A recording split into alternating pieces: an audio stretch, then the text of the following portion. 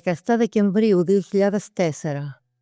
Ένα παγωμένο ξημέρωμα στη Λιφάδα, ένας πρώην πρωταθλητής της άρσης βαρών μετατρέπεται σε ψυχρό εκτελεστή. Με ένα λεπτομερή μακιαβελικό σχεδιασμό και ένα μαχαίρι 29 εκατοστών, σφραγίζει τη μοίρα δύο ανθρώπων μέσα στο ίδιο τους το κρεβάτι. Το κίνητρο, μια έμμονη ιδέα για νοθευμένη κοκαίνη και η ανάγκη να εξαφανιστεί κάθε ζωντανός μάρτυρας. Αυτή είναι η ανατομία ενός διπλού εγκλήματος με φόντο τον κόσμο της νύχτας που οδήγησε σε μια απόφαση καταπέλτη. Δις Σόβια.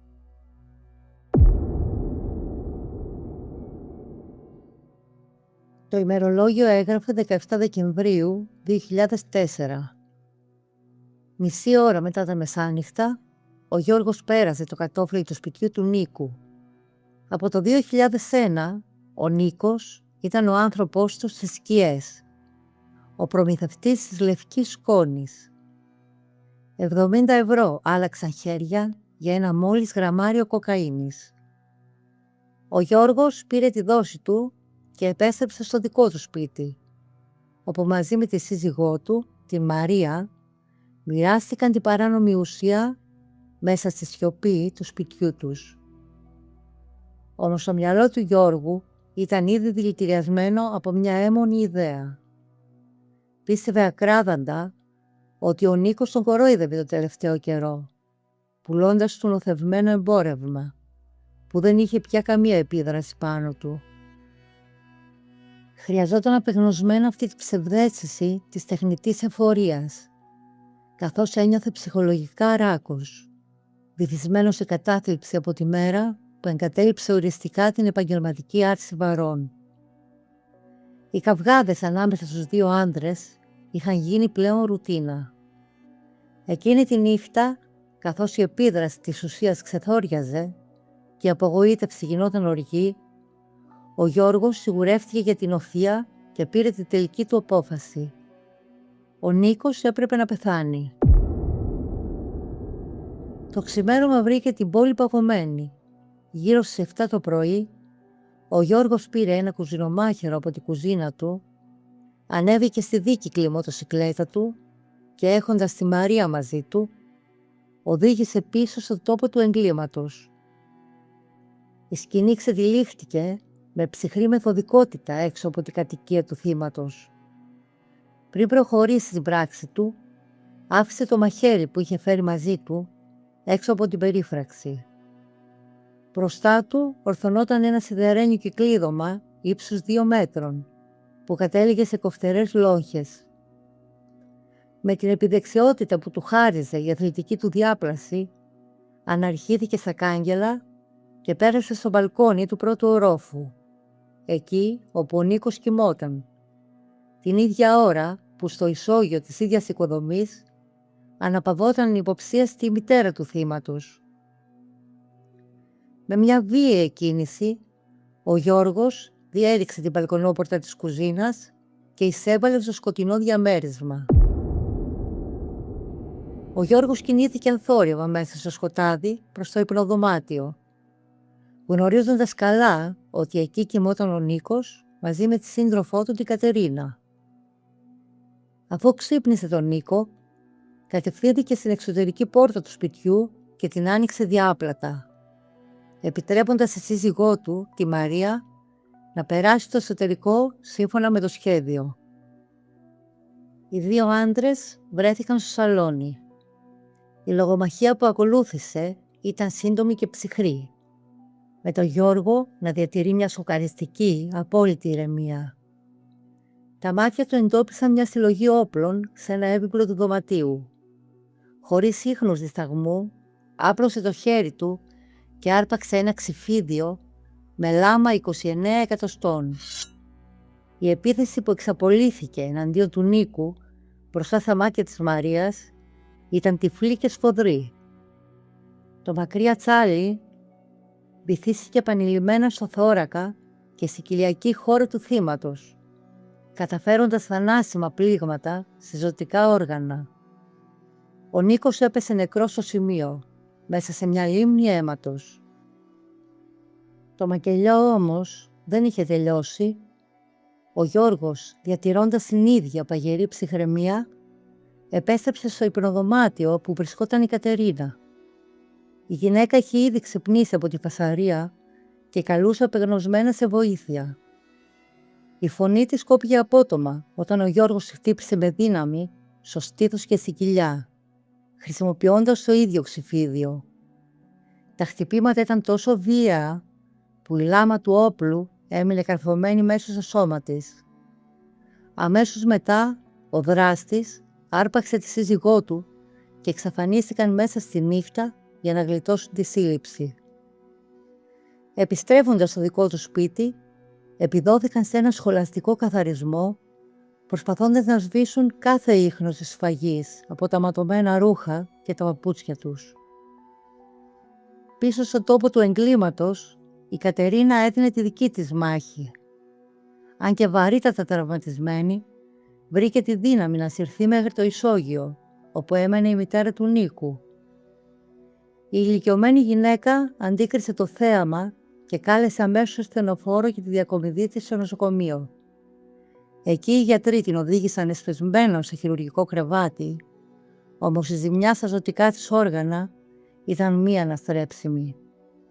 Την επόμενη ημέρα, στις 18 Δεκεμβρίου 2004, η Κατερίνα άφησε τη τελευταία της πνοή.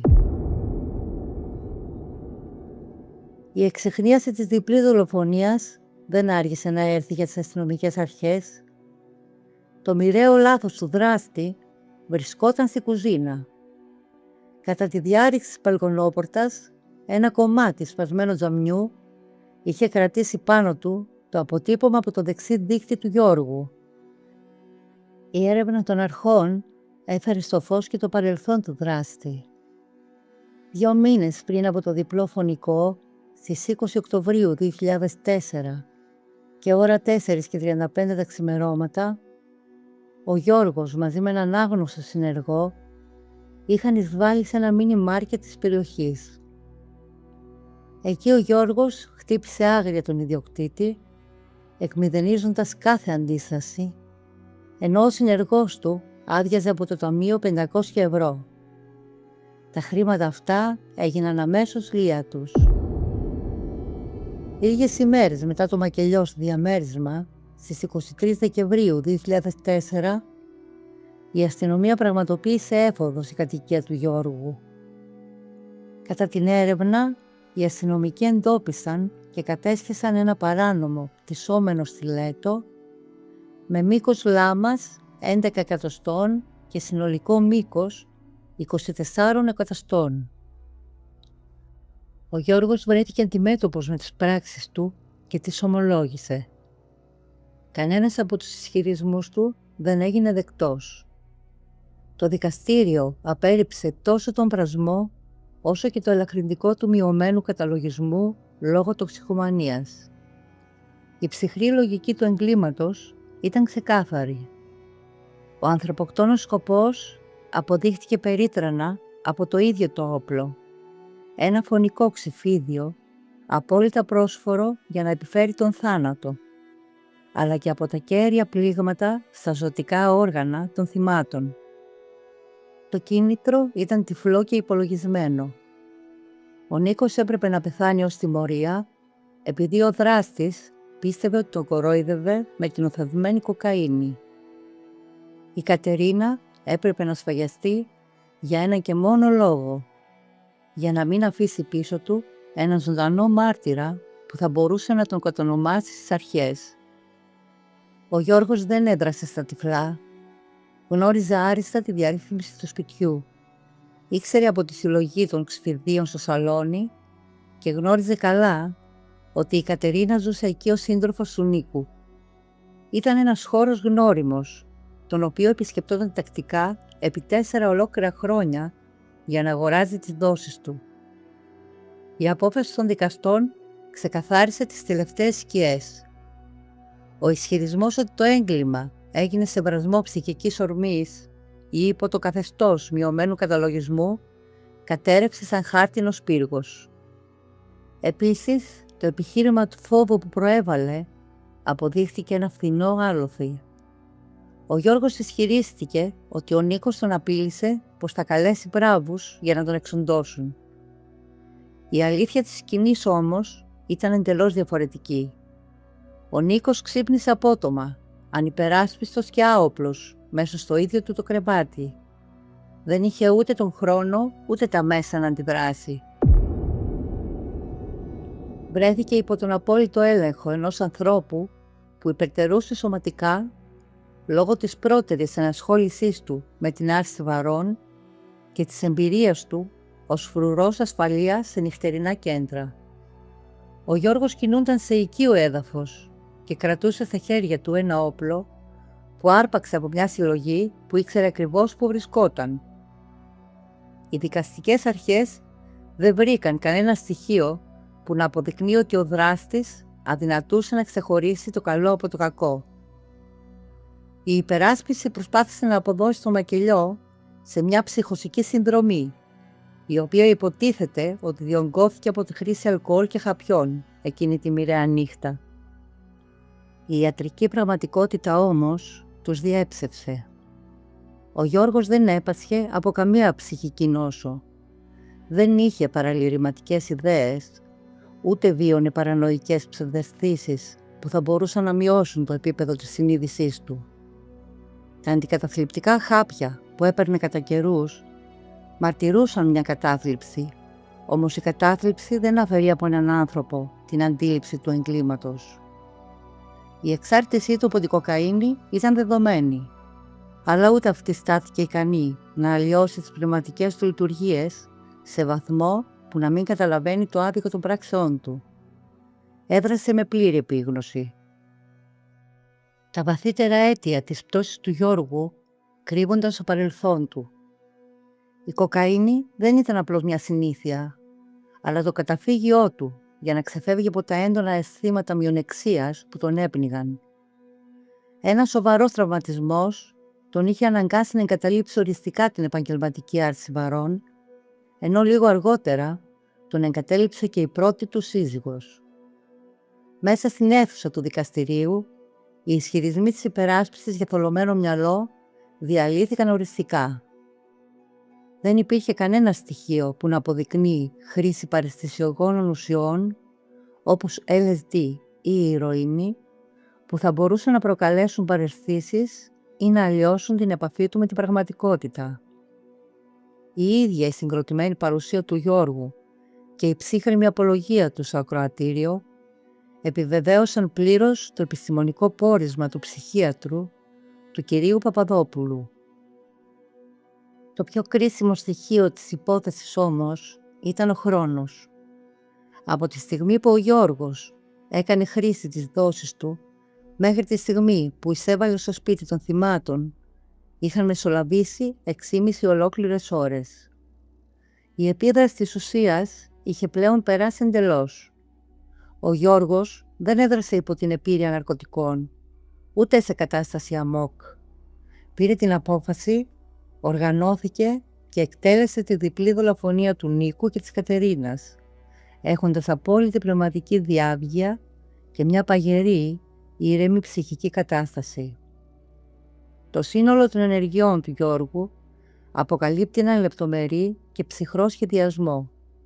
Κάθε του κίνηση απαιτούσε τη χρήση της κοινής λογικής, οργανωμένη σκέψη, ακριβή κρίση και ακλόνητη βούληση για την επίτευξη του σκοπού του. Το μεικτό ορκωτό εφετείο Αθηνών έγραψε τον επίλογο αυτής της αιματηρής ιστορίας, σφραγίζοντας τη μοίρα του κατηγορούμενου με την ανώτατη των ποινών. Ο Γιώργος κρίθηκε ένοχος για μια σειρά από βαριές εγκληματικές πράξεις που δεν άφησαν περιθώριο για κανένα ελαφρυντικό. Η δικαστική ετυμηγορία ήταν καταπέλτης, ποινή βίσης όβιας κάθριξης για τις 2 ψυχρές δολοφονίες, στην οποία προσθέθηκε και μια συνολική ποινή κάθριξης 8 ετών και 6 μηνών για τα υπόλοιπα αδικήματα. Η προσπάθεια της υπεράσπισης να ανατρέψει την πρωτόδικη απόφαση μέσω αίτησης ανέρεσης έπεσε στο κενό. Οι δικαστές επικύρωσαν την απόφαση, στέλνοντας τον πρώην αθλητή πίσω στη φυλακή για το υπόλοιπο της ζωής του. Αυτό ήταν το τραγικό τέλος μιας ιστορίας που ξεκίνησε από την εξάρτηση και κατέληξε σε ένα προμελετημένο λουτρό αίματος. Ο δράστης πίστευε ότι μπορούσε να σβήσει τα ίχνη του, καθαρίζοντας τα ρούχα του και εξολοθρεύοντας κάθε μάρτυρα. Όμως ένα και μόνο αποτύπωμα σε ένα σπασμένο τζάμι ήταν αρκετό για να τον στείλει για πάντα πίσω από τα κάγκελα της φυλακής με δύση σόβια. Η δικαιοσύνη μίλησε, όμως οι 2 ζωές χάθηκαν για πάντα εκείνο το παγωμένο ξημέρωμα του 2004. Αν σας άρεσε αυτή η ανατομία εγκλήματος, κάντε like στο βίντεο, εγγραφή στο κανάλι και πατήστε το καμπανάκι για να μην χάνετε καμία νέα true crime υπόθεση. Γράψτε μου στα σχόλια την άποψή σας για την απόφαση του δικαστηρίου. Μέχρι το επόμενο βίντεο, να είστε ασφαλείς.